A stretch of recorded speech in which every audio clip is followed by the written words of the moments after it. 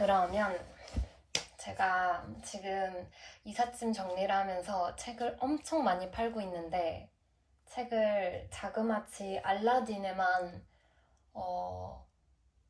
20권씩 해서 거의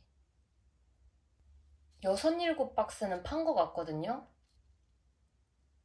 그래서 정말 최소로 어림잡아도 여태 150권 가량의 책을 팔았습니다. 근데 팔았는데도 그 정서적인 라포가 생겨서 정말 구질구질 질척질척 절대로 떠나보낼 수 없는 책들이 지금 몇 권 남아 있습니다.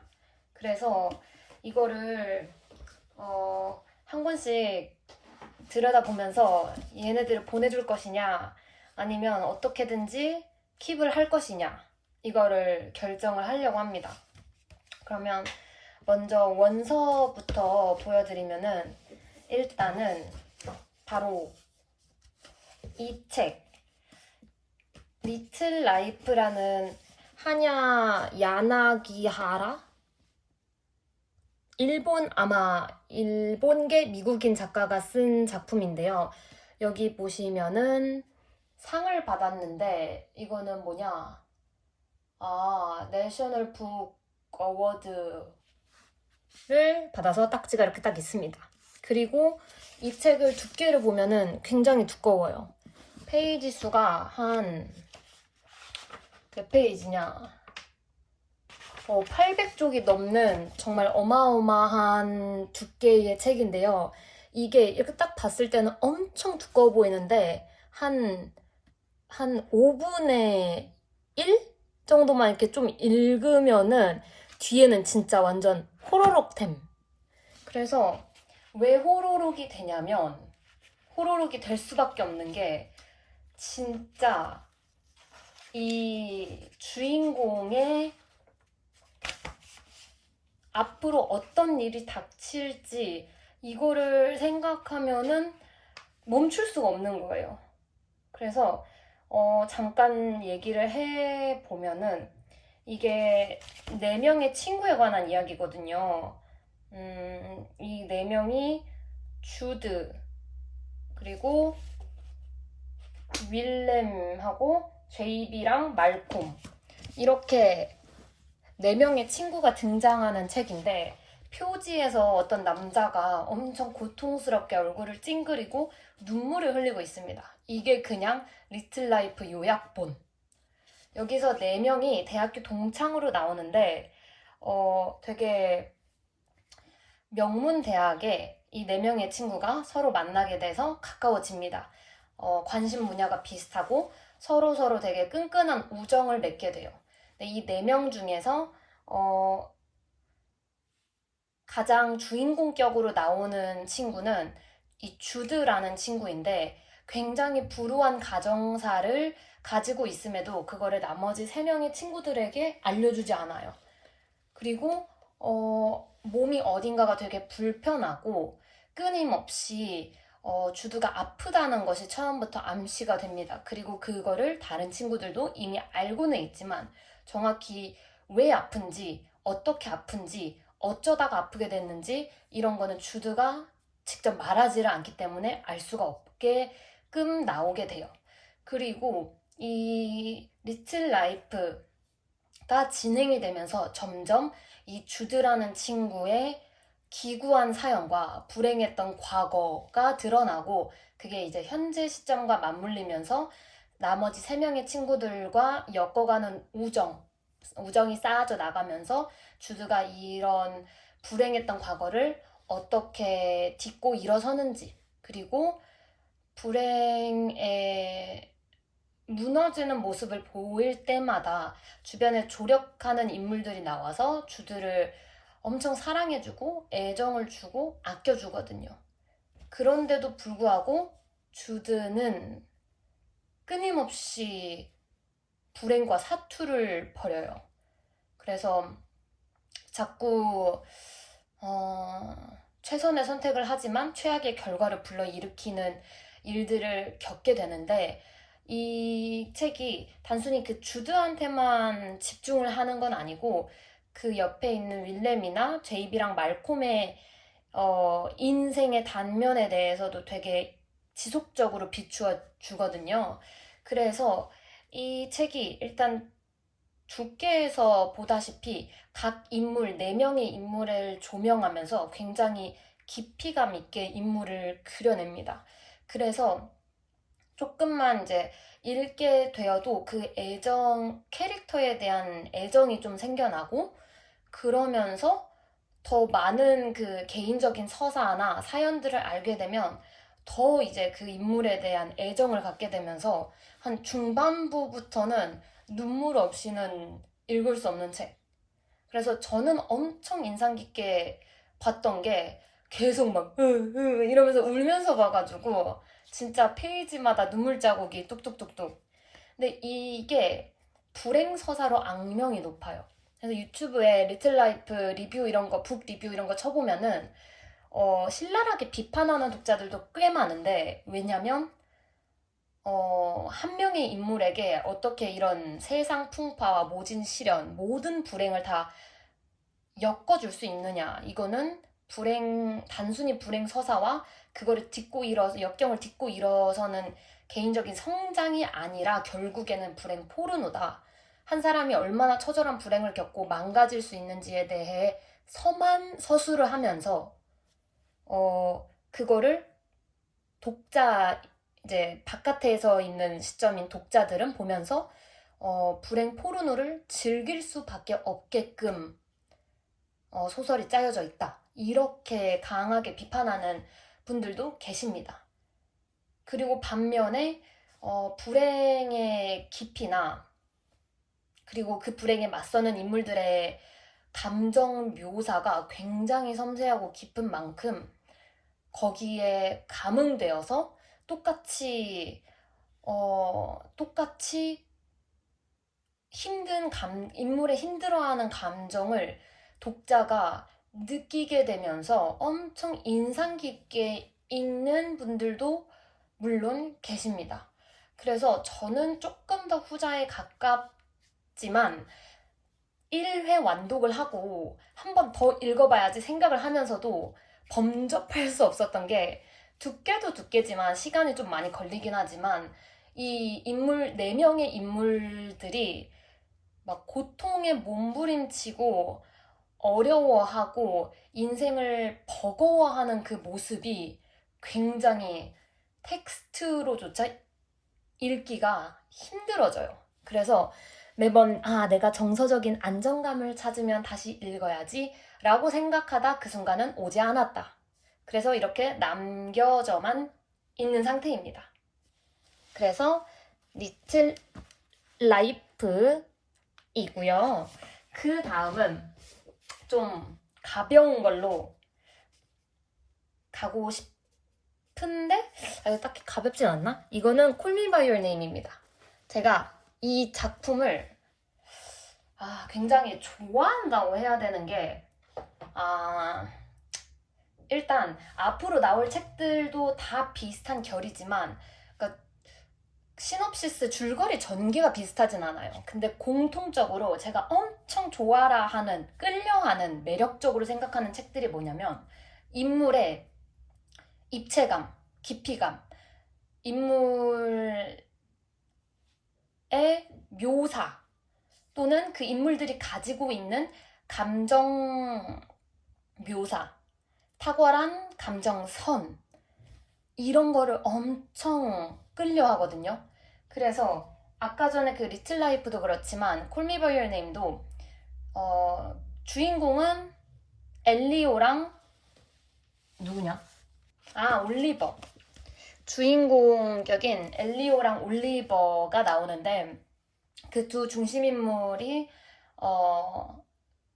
이제 서로 강한 끌림과 감정을 갖게 되고, 그 감정이 여러 가지 사건을 겪으면서 감정의 고저가 반복적으로 나타납니다.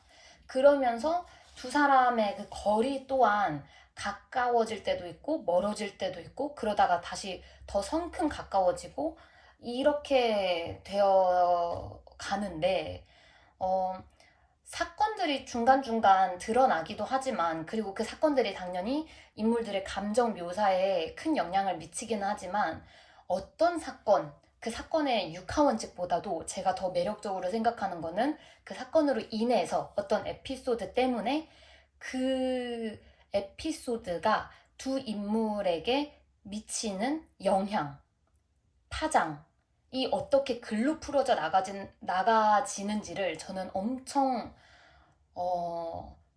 되게, 와, 이거 묘사 이거 어떻게 생각했을까? 이 표현을 어떻게 생각했을까? 대단. 이렇게 생각하면서 봤거든요. 그래서 결국에는 두 인물이 결국에는 똑같은 사건을 겪더라도 두 사람의 입장 자체가 다르기 때문에 갖게 되는 생각의 방향, 그리고 그 깊이, 이런 게 달라지거든요. 근데 그거를 이제 제3자의 시선으로 보는 게 굉장히 흥미로운 거죠. 그게 첫 번째고, 두 번째, 이 진짜 너무 중요해. 서정적인 배경을 또 저는 막 미쳐 합니다. 그래서 왜 그 영화 이거 개봉했을 때 사람들이 그 뭐 1800년대, 1980 몇 년 어느 이탈리아 도시 뭐 이렇게 나오잖아요. 그러면서 딱 그려지는 그 탁 트인 전원적인 풍경 있죠. 녹색이 넘실대고 하늘은 파랗고, 그리고 오솔길을 따라서 반바지를 입은 청년이 빨간 자전거를 몰면서 간다. 그리고 어느 고즈넉한 주택 집에 도착해서 그 자전거를 이제 딱 세워두고, 근데 이 자전거는 이제 털썩하고 또 지 혼자 쓰러져. 그리고 뚜벅뚜벅 집으로 걸어가서 그 집에 나무 문을 끼익 하고 열면 이제 그 위층에서 놀고 있던 애들이 막 불러. 뭐 하다 이제까지 뭐 여태까지 뭐 하다가 왔어? 이러면서 불러. 약간 이 이어지는 풍경 자체가 진짜 너무 막 심금 울려. 뭔가 그 넘실대는 풀밭, 내 허리춤까지 오는 풀밭, 그리고 냅다 옷을 벗고 막 갑자기 호숫가에 뛰어들어서 수영을 해. 약간 이런 굉장히 이게 되게 티피컬한 그냥 유럽의 시골 풍경이라고 생각할 수도 있지만, 그 티피컬한 풍경을 내가 직접 겪어보지는 않았잖아요. 근데 티피컬하다고 생각하는 거는 자꾸 이렇게 매체나 글 속에서 전해지는 그 시각적인 이미지, 내가 떠올리는 비주얼적인 이미지가 너무 늦으신 거죠. 그래서 이 Call Me By Your Name은 그저 느낌이 좋기 때문에, 진짜 느낌이 좋기 때문에 내가 계속 반복적으로 읽을 수밖에 없고 찾을 수밖에 없는 어떤 이상적인 시공간을 그린 컨텐츠다. 이렇게 저한테는 이제 다가오는 거죠. 그래서 제가 LP를 되게 자주 모으고 LP 플레이어로 해가지고 막 듣고 이러거든요. 그럼 그냥 난 그냥 엘리오야. 나 그냥 여자 엘리오. 여기 있다. 그래서 제가 이 LP판도 영화를 보고 나서 샀거든요. 이게 사실은 책을 먼저 원작을 읽고 영화를 본 건 아니고, 영화를 보고 이게 책으로는 어떻게 서술이 됐길래 영화에서 이 감독이 이렇게 시청각적으로 구현을 했을까 궁금해져가지고 책을 샀는데, 너무 영화 깔과 이 책의 깔이 너무 착붙이어가지고 약간 영화 보고 나서 책을 읽었는데도 책이 독자적인 노선을 가는 게 아니라 되게 영화랑 톱니바퀴처럼 탁탁탁탁 맞물려서 전개가 되는 것 같아가지고 책으로만 보기는 사실은 좀 어려웠습니다. 자꾸 영화의 그 시청각적인 이미지가 너무 강렬하게 남아가지고 자꾸자꾸 떠오르는 바람에. 그래서 여기 그 LP판에 포스터까진 아니구나. LP판에 나오는 이런 이미지, 영화 속의 이미지들이 있는데, 그러니까 요런 이미지. 진짜로 내가 실제로는 겪을 수 없던, 그런 시공간이지만, 책으로 하여금, 이런 시공간에 살았으면 어땠을까 하고 생각하게 되고, 또 영화를 보면은, 와, 진짜 때깔 난다. 이렇게 생각되는 그런 이미지들. 그래서 이런, 생각해보면 아무것도 아닌데, 제가 스스로 너무 낭만화하는 걸 수도 있는 거예요. 사대주의, 까딱하면 사대주의. 근데 사대주의랄 것도 없는 게, 이런 전원적인 시골 풍경을, 이게 약간, 저는 좀 환장하는 게 있습니다. 근데 그 중에서도 그 남부 유럽의 시골 풍경을 너무나 아름답게 그렸어요. 이 영화 감독이. 근데 책만 보면은 그 아름다운 풍경이 고지고대로 떠올려지지는 않을 수는 있어요. 대신에 이 영화 감독이 이 루카 구아다니노 감독이 원래 굉장히 되게 아름답고 탐미적인 시선을 갖고 영화 이미지를 막 뽑아내거든요. I am Love나 또 내가 본 스플래시, 비거 스플래시인가? 아무튼 이 감독이 만든 작품들 보면은 진짜 그냥 줄거리가 잘 생각이 안 나. 예뻐. 연출도 되게 잘한대요, 이 감독이. 근데 나는 그 연출까지 읽어내는 눈은 되게 부족하고 그냥 시각적인 그 아름다움을 정말 탐닉할 수 있습니다. 근데 보다 보니까 지금 책 얘기보다는 영화 얘기로 많이 기울었는데 책도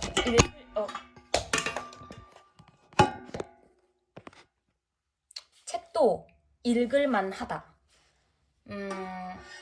얘는 책 자체에 제가 문장과 그 서술 자체의 완성도가 제 마음에 쏙 들었다기보다는 놓을 수 없는 이 작품 자체의 그 느낌. 뭔가 이거를 내가 지금 딱 책을 손에 쥐고 있으면 이 느낌이 내 안에 계속 곱씹을 수 있을 것만 같은데 얘가 이렇게 딱 없어져 버리면은 이미 그 느낌은 형체가 없었기 때문에 그 느낌을 내가 잡을 수 없을 것만 같은 그러한 느낌? 그리고 이제 다음 책으로 가보면 같은 작가에 의해서 쓰여진 두 책입니다. 셀리 루니의 노멀 피플과 셀리 루니의 Conversations with Friends라는 책인데 이 두 권의 책이 저는 반복적으로 굉장히 여러 번을 읽었거든요. 진짜 각 작품당 한 최소 3번씩, 3회독씩 한 것 같아요. 그냥 심심할 때마다 읽음.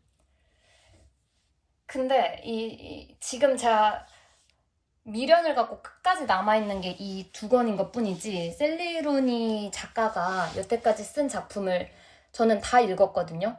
근데 이 셀리 루니 작가의 문체, 이 서술체랑 일단 등장하는 인물 그리고 그 인물의 사연과 이야기를 풀어나가는 방식, 인물들 사이의 관계가 어떻게 발전해 나가는지를 우리 독자들한테 알려주고 전달하는 방식이 진짜 그냥 너무 좋은 거예요. 너무. 그 중에서 제일 좋아하는 작품이 이 두 권입니다. 이 두 권인 건데, 일단 노멀 피플은 제가 알기로는 두 권 다 드라마화가 됐대요. 근데 제가 보지는 않았는데 두 건 다 드라마화가 됐는데 그 중에서 더 선풍적인 인기를 끌었던 거는 그 영국 BBC에서 방영된 노멀 피플이 엄청 큰 인기를 끌었고 지금은 그 두 남자, 여자 주인공을 맡았던 배우들이 굉장히 잘 나간다는 그러한 소식. 어, 이 각각의 작품에 대해서 들어가기보다는 셀리 루니가 소설을 이렇게 셀리 루니의 소설이 주는 느낌에 대해서만 너무 느낌충이 지금 되어가고 있는데, 제가 좀 원래 느낌주의거든요. 약간 느낌파. 그래서 셀리 루니가 어떤 식으로 이야기를 전개를 하냐, 그리고 주로 어떤 인물들을 내세우냐, 이런 거를 얘기를 하기 전에 셀리 루니 작가에 대해서 제가 그냥 알고 있는 토막 지식을 먼저 얘기를 하자면 셀리 루니가 아마 굉장히 젊은 작가입니다. 한 90년생인가 91 짧은 토막 지식인데도 불구하고 정확하지가 않군. 90 아무튼 90년대 초반 태생이고 아일랜드의 더블린 그 수도에서 태어나서 더블린 대학교를 졸업하고 글을 계속 써 내려가고 있는 작가입니다. 근데 이 아일랜드 더블린 출신에다가 90년대 초반생의 밀레니엄 세대인 거는 굉장히 이 소설을 읽어나가는 데 있어서 좀 알아두면 좋은 지식인 게 되게 공감할 법한 주제의식을 담습니다. 근데 이게 사실 주제의식이랄 것도 아니고 배경에 그냥 기저에 잔잔히 깔려 있어요. 젊은 세대가 품고 있는 불안감, 눈에 보이지 않는 불안정성이 글로 텍스트화가 되어 있어요. 그 신기한 일을 셀리 루니는 해냅니다. 그래서 읽으면서도 내내 주인공이 어떤 행동을 할지 예측이 안 가고 어떤 선택을 한다? 그러면 독자인 내가 왜 저래? 약간 이런 말이 나와요. 왜 저 상황에서 왜 저래? 약간 이런 말이 나오면서 스스로를 보는 것 같아요. 내가 합리적으로 내가 어떤 선택을 할 때 합리적으로는 뭐 어떤 말을 해야 되고 어떤 결정을 내려야 되는지 알지만 나도 모르는 어떤 감정적인 그 말로 좀 형용할 수 없는 감정적인 요동?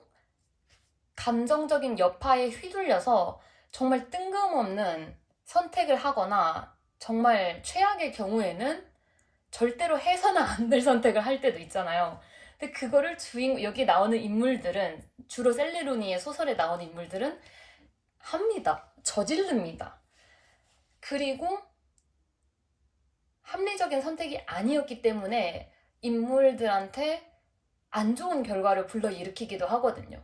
근데 그 또한 주인공들이 결국에는 헤쳐나가야 되는 거고 풀어나가야 되는 그런 과제로 남는데 되게 불안정한 그리고 불안해하는 세대의 이야기를 딱 몇 명의 인물들의 그 심리를 심어 넣어요.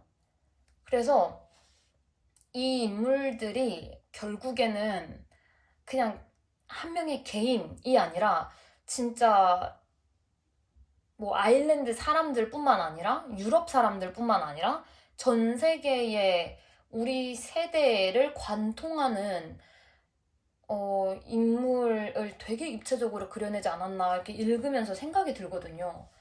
그리고 그거를 되게 설명하는 식으로 풀어내는 게 아니라 굉장히 어떻게 보면은 건조한 문체로 촉촉한 인물을 그려내요. 말이 안 됨. 근데 그걸 해냄. 문체 자체는 되게 간결할 때도 있고 건조하고 진짜 무슨 백과사전에 나오는 설명 문장처럼 이렇게 떡떡떡떡 뭐를 했다 이렇게 전개될 때가 있는데 결국에는 그렇게 버석버석하고 건조하고 메마른 문체로 그려지는 완성되어 가는 그 인물들은 되게 막 촉촉하고 촉촉하다 못해 축축합니다. 왜냐면 너무 불안하고 계속 고민을 하고 관계가 어그러져서 그것 때문에 괴로워하고 싶지 않아서 그 관계를 고칠 생각 안 하고 회피하고서는 다른 데 가서 사고치고 이러고 있어가지고 되게 심리 묘사나 관계를 묘사하는 게 정말 깊이감 있다. 그 인물이 하는 행동이나 그 인물이 던지는 말들이 진짜 쟤 진짜 왜 저래? 라는 말이 나오지만 독자인 내 입장으로서도 또 그럴 수도 있을 것만 같다는 생각이 들게끔 하는 거예요. 그래서 그 인물의 말과 행동이 이해가 가지는 않아도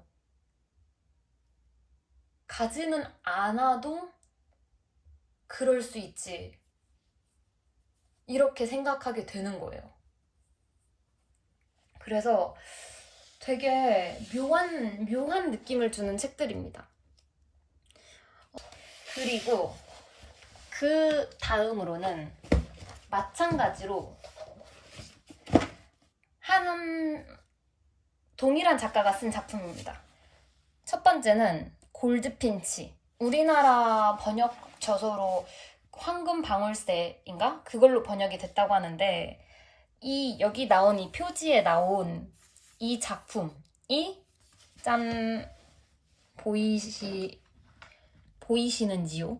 저는 그림으로도 가지고 있답니다. 이거는 제가 이 책에 너무나 환장한 나머지 친구가 이거를 선물로 줬습니다.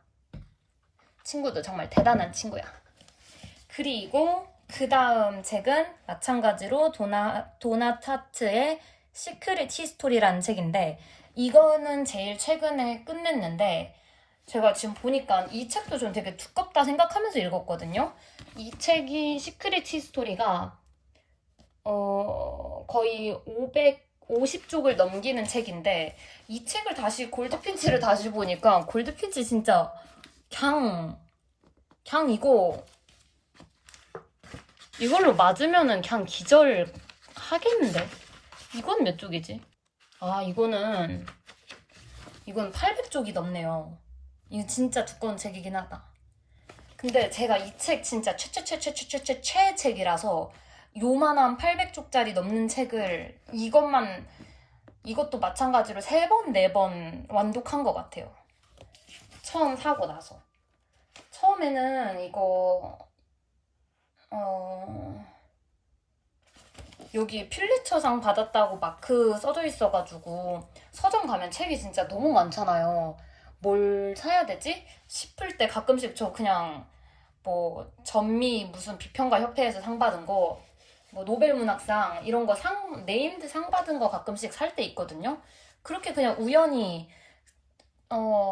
여행하다가 서점에서 산 책인데 그때부터 그냥 인생책 등급.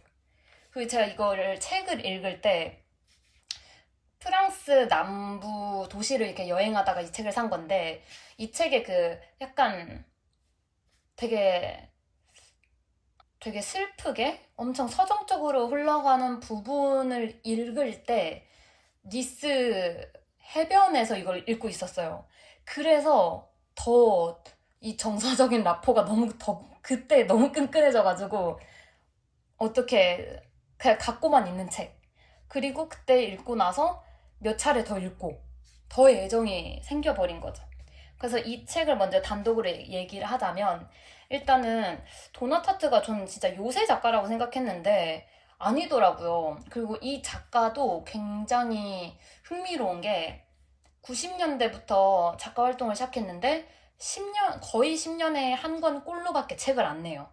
그래서 지금 작가가 63년생이고 90년대부터 책을 내기 시작했는데 90년대 책 한 권, 00년대 한 번, 10년대 들어서 한 번 이런 식으로 책을 내요. 그래서 책이 굉장히 두꺼운 건가? 아마 작가가 되게 심혈을 기울여서 만든 책처럼 느껴지거든요. 일단 두께부터 보이듯이 진짜로 장황합니다.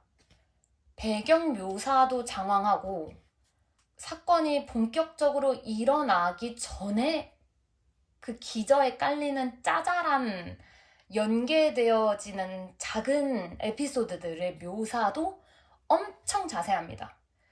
그래서 일단은 배경의 묘사나 서술도 자세한 데다가 인물이 등장했다? 그 인물을 그려내는 깊이감이 진짜 마리아나 해고예요. 진짜 그냥 내해까지 파고 들어가요. 그래서 인물에 등장하는 인물 수가 많지는 않은데 오히려 그래야만 하는 게 그 소수의 인물, 소수 정예로다가 진짜 그 인물의 생애가 다 담겨져 있어요. 그래서 골드핀치의 줄거리만 간략하게 말을 하면은 일단은 어떤 학생, 그러니까 여기서 주인공으로 나오는 남자인데 그 남자의 이름은 테오 데컨입니다. 그리고 테오는 아버지가 가정을 거의 방치한 수준이라서 엄마랑 이렇게 둘이 살고 있어요.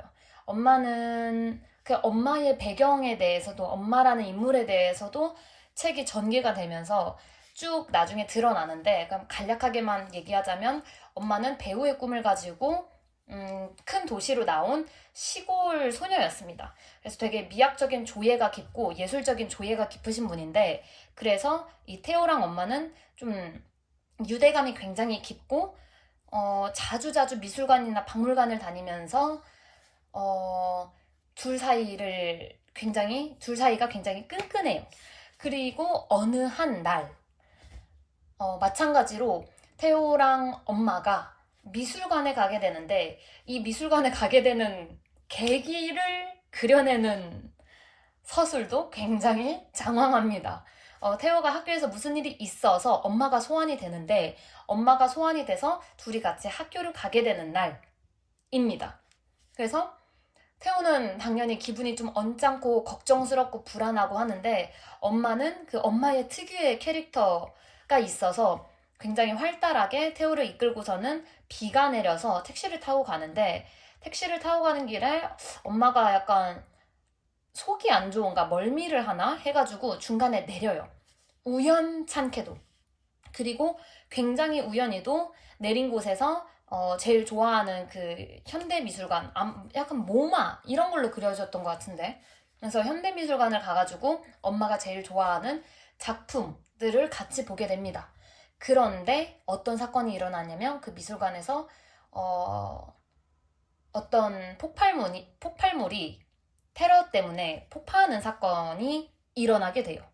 그리고 테오는 폭발 때문에 다들 이제 미술관에 있는 사람들 근데 심지어 테오가 그 미술관을 둘러보면서 미술관을 관람하는 관람객들이 있을 거 아니에요. 그 관람객 중에 마음에 드는 여자아이가 있었어요. 할아버지랑 같이 온 여자아이, 자기 또래의 여자아이. 그래서 걔를 보면서 와 예쁘다 이렇게 생각하는 거 묘사하는 거 한바닥 이러거든요. 근데 폭파가 일어나고 다 이제 거의 그 건물 외벽 다 무너지고 해서 잔해에 깔리게 됩니다. 그 와중에 태호는 계속 눈여겨보던 이 황금 방울새라는 작품을 뜻하지 않게라는 말이 굉장히 다양하게 해석될 수 있지만 태호의 의도와는 본의 아니게 훔치게 돼요. 그리고 나서 일어나는 일이거든요. 근데 이 사고로 안타깝게도 태호의 엄마는 돌아가셔요. 그래서 태호가 이제 아빠는 어차피 가정을 돌보지 않는 사람이었고 엄마는 이 사건으로 인해 목숨을 잃었기 때문에 고아가 돼요, 거의.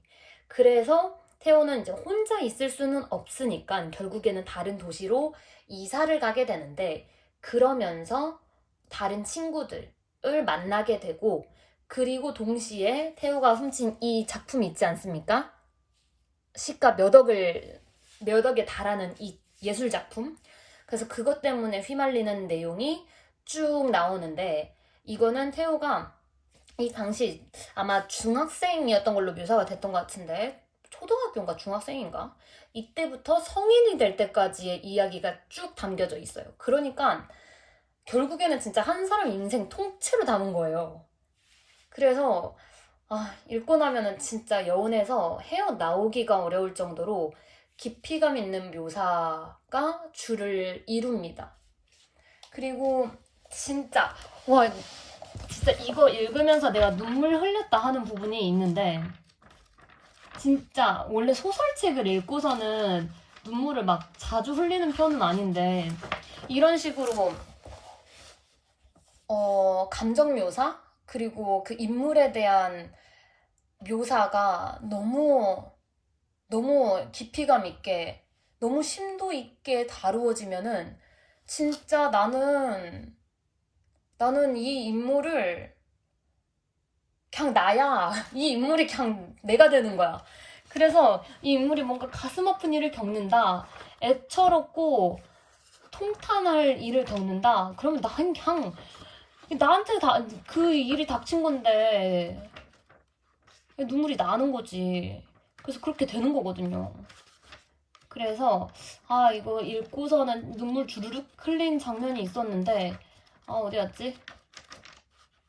왜냐면 단순히 그 말을 들었거나 그 말을 해서가 아니에요. 그 전에 이미 나는 여기에 나오는 이 태호라는 인물을, 내가 그냥 태호니까. 그래서 그런 거거든요. 그 말에 앞서서 그 전에 쌓여져 왔던 감정을 이렇게 켜켜켜켜켜켜켜켜켜이 쌓아 나가는데, 왜 막 명장들이 구워내는 그 페스츄리 빵 같은 거 있잖아요. 그것도 3겹, 5겹, 이거는 그냥 쳐주지도 않잖아요.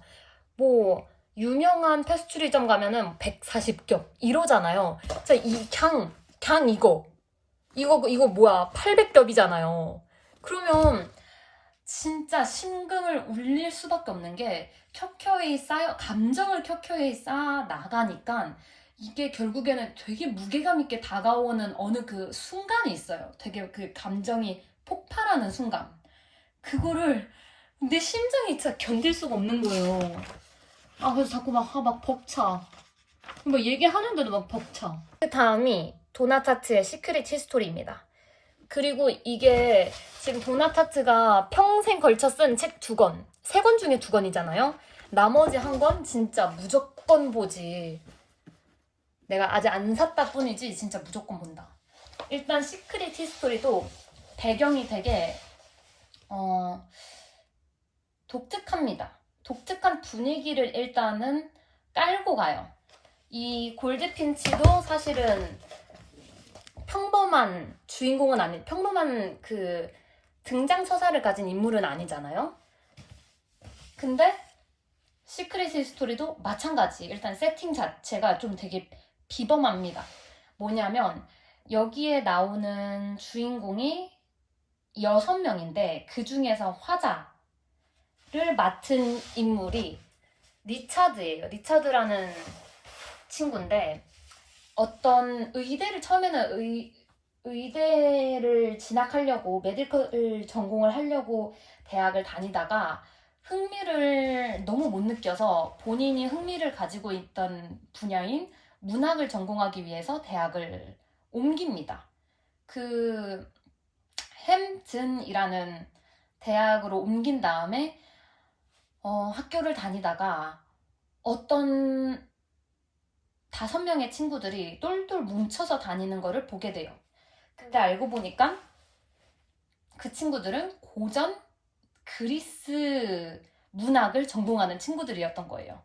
거기서부터 그냥 일단 비범, 얘네 모임, 얘네 뭔데 고전 그리스어 문학을 전공하는 거임? 이렇게 되거든요. 이 이야기의 풍이 다크 아카데미아, 약간 그런 바이브 아시나요? 되게 어둑어둑한 고성에서 공부하는 학생들 이야기 같은? 그래서 약간 그런 느낌인데, 그 5명의 친구들이 알고 보니까 그 학교에 있는 그리스 문학을 전공하는 학생들이었고, 리차드는 애초에 그리스어에 대한 흥미가 매우 높았기 때문에 그 전공 수업을 들으려고 노력합니다. 그리고 어떤 사건들을 계기로 해서 같이 듣게 돼요. 근데 여기서 발생하는 사건 또한 매우 위험해요. 그 나머지 5명의 친구들이 나중에 리처드가 알고 보니까 원래는 리처드가 되게 조금 이방인 취급을 받거든요. 5명끼리는 굉장히 끈끈한데 리처드는 약간 바깥 선상에 서 있는 조금 발을 걸치고 있는 인물이고 리처드도 그거를 굉장히 의식을 해요. 근데 어떤 사건을 알게 되냐면 원래 이 전공 수업을 들었던 5명의 친구들은 되게 부유한 집의 자제들이에요. 하지만 리처드는 아닙니다. 리처드는 오히려 가정 형편이 굉장히 어려운 수준이에요.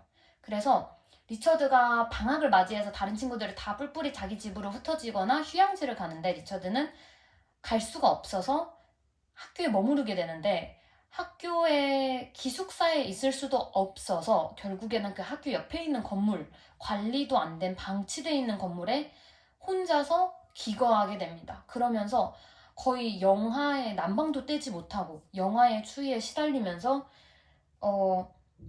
거의 동상 걸리고 폐렴 걸리고 죽을 위기에 처하는데 그 사연을 5명의 친구 중에 1명이 알게 됩니다. 그 1명의 이름은 헨리입니다. 5명을 이끄는 거의 되게 수장격, 사실은 수장이라고 아무도 얘기는 안 하는데 이 헨리라는 친구가 얘기를 하면은 나머지는 굉장히 경청하거나 헨리가 뭐 해 이런 식으로 명령조로 얘기를 하면은 다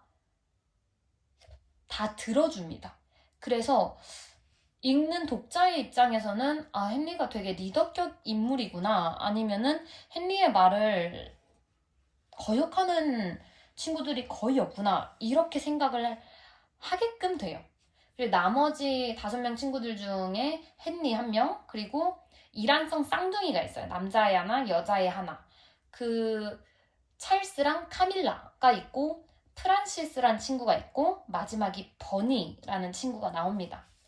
그래서 겨울을 지내고 나서 어떠한 사건을 이 나머지 5명의 친구들이 겪었음을 이 리처드가 알게 됩니다. 그리고 그 사건을 알게 되면서 5명 친구들 무리에 자연스럽게 합류하게 돼요. 왜냐면 이거는 너무 거대한 비밀이라서 이 비밀을 아는 자와 모르는 자 사이에 경계가 있을 수밖에 없는 거거든요. 그래서 그 비밀을 알게 되면서 5명이 아니라 6명이 되고 6명의 친구들이 결국에 겪어나가는 또 다른 사건이 기다리고 있거든요.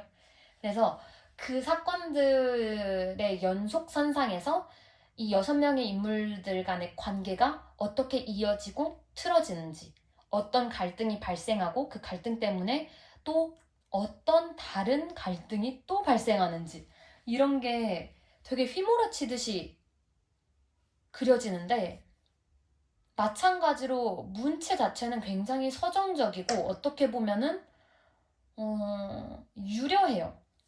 막 어떤 단순한 사실을 전달함에 있어서도 미사여구라든지, 근데 불필요한 미사여구도 아니고 그 사실 자체가 되게 뭐랄까, 되게 낭만적으로 그려지게끔 서술이 되거든요. 그래서 다 대학생이나 학교를 다녔던 시절이 다들 있잖아요. 근데 뭔가 거리감이 있어. 왜냐면 이 학생들은 일단 뭔가 되게 미스테리하고 전공 자체도 죽은 언어인 그리스어, 그리고 고전 그리스 문학을 전공하면서 뭐 신화에 대해서 얘기하질 않나? 뭐 신화 속 존재들이 어떻다라고 얘기하지 않나? 그들만의 그 미학에 대해서 얘기하고, 나는 대학 다닐 때 막 포켓몬 빵 이런 거 했거든요. 막 CU 가가지고 그달 나온 신상 이런 거 얘기했는데 너무 나랑 동떨어져 있고 엄청 격조가 있는 거예요. 너무 어, 한껏 꾸며져 있는데 그게 과하지가 않은. 왜냐면 그냥 원래 그들 그 이 책 속에 담긴 모든 게 꾸며져 있어야만 하는 것들 같아서 이런 느낌을 독자인 제가 받게 된단 말이에요. 그래서 제가 아까 말씀드렸듯이 서정적인 묘사, 깊이감 있는 인물 묘사, 그리고 그 관계 묘사에 거의 환장하는데 그것의 정수가 도나 타트의 책이다. 그래서 이 책도 너무나 재밌게 읽었다 라는 거죠. 그래서 이렇게 하나, 둘, 셋, 넷, 다섯, 6권. 이 6권 책을 어떻게 할지 아직까지 고민 중입니다. 내가 너무 아끼는 책이라서 굳이 이 중에서 진짜 딱 한 권만 남겨야 된다 하면은 나는 이거. 이 책 자체가 나한테는 너무 의미 깊어서. 그리고 2위는 이거. 결정했습니다. 이 2권의 책만 나와 함께 갈 수 있다. 이렇게 2권. 그러면은 와, 나 혼자 이렇게 쭈글쭈글 되는 게 왜 이렇게 재밌냐? 너무 벅차서 그래. 진짜 너무 다시 반추하니까 곱씹을수록 계속 벅차. 그리고 사실 다른 한국어 책도 진짜 나는 이 책 못 놓아 하는 책들이 있거든요. 대표적으로는 양귀자 작가님 소설 모순 하고 나는 소망한다 내게 금지된 것을, 이렇게 2권인데 이거는 사실 마찬가지로 제가 중고로 산 책들이기 때문에 중고로 되파는 게 엄청 슬프지는 않고, 하지만 또 질척이게 되는 그런 거죠. 그래서 진짜 100몇십 권 팔았는데도 이거는 아직까지 제 소나기 안에 있는 거랍니다. 그치만 이제 가셔야지. 이 책들 좋은 곳으로 가셔야지. 이 2권만 제가 킵을 하도록 하겠습니다. 저는 이제 짐을 한 90% 이상은 다 쌌거든요. 그래서 다음 주 금요일 날 출국인데 진짜 정말 책이든 물건이든 뭐든지 헤어지는 것, 이별하는 것 너무 힘들어. 나는 이미 이 책들을 너무 사랑하게 됐는데 어떻게 헤어져. 아무튼 이만 영상을 마무리하도록 하고 짐이나 마저 싸도록 하겠습니다. 그럼 이만.